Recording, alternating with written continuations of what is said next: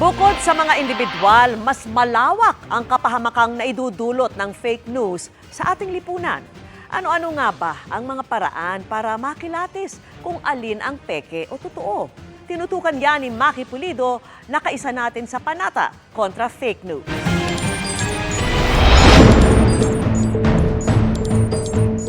Dahil sa teknolohiya, sabi nga, ang impormasyon ngayon is at your fingertips.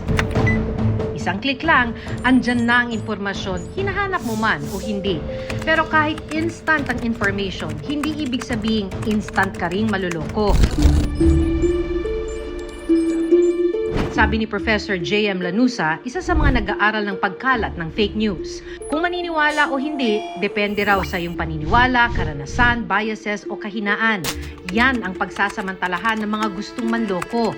Nasa likod nito ang mga for-hire na social media experts, marketing experts at scammers na hahanapin ang mga kiliti mo, maniwala ka lang. Designed to be convincing. Kahit po gaano ka-determined to be against it, kung ini-exploit niya yung weaknesses mo, yung cognitive weaknesses mo, or yung biases mo, mahirap questionin. Ang fake news may direktang kapahamakan na minsan pera o halos buhay na ang kapalit. Buhay po ang kapalit talaga. Taong 2016 nang madiagnose si Mary Ann Obnamia ng stage 2 breast cancer. Takot noon si Mary Ann sa pinapayo ng mga doktor na chemotherapy. Kaya ang hinanap niya online ay alternative medicine kontra cancer. Lumabas sa kanyang timeline ang mga produktong tinawag na natural chemotherapy at naakit siya sa mga pangako nito. Nahikayat doon sa information na sinasabi nila na may natural content ng chemotherapy na hindi mo na kailangang magpa-chemo. Once na ininom mo itong mga to, na sabi nila hindi mo na kailangang makalbo, hindi mo na kailangan pumunta ng hospital, hindi mo na kailangan pumunta ng doktor, kasi may natural content ng chemotherapy. So naniwala naman po ako since ayaw ko nga po na magpa-chemotherapy. Matapos ang higit 4 na taong pag-inom nito, lumabas ang lesion sa dibdib ni Mary Ann at ang stage 2 cancer niya naging stage 4 na. Doon na siya muling nagpadoktor at sumailalim ng chemotherapy at ngayoy cancer-free na.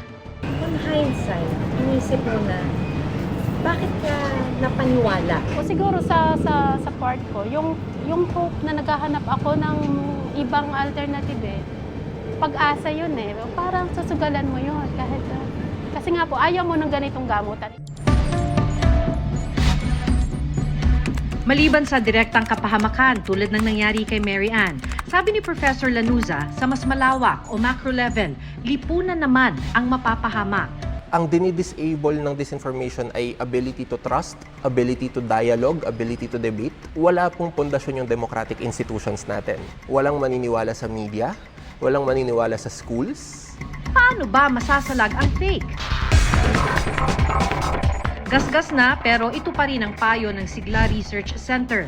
Tangkilikin ang verified online news outlets para sa impormasyon. Punta ka sa media na news media na kilala talaga like GMA.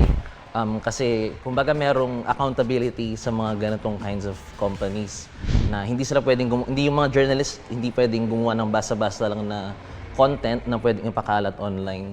Whereas kapag mga influencers lang yung pinupuntahan mo, walang accountability measures doon. So, yun, may tendency na walang nagbabantay sa kanila. Ang laban kontra fake news at disinformation dapat daw maging laban ng buong lipunan. Sina Professor Edgar Belda ng UP Department of Family Life and Child Development lumikha ng digital book para sa mga bata.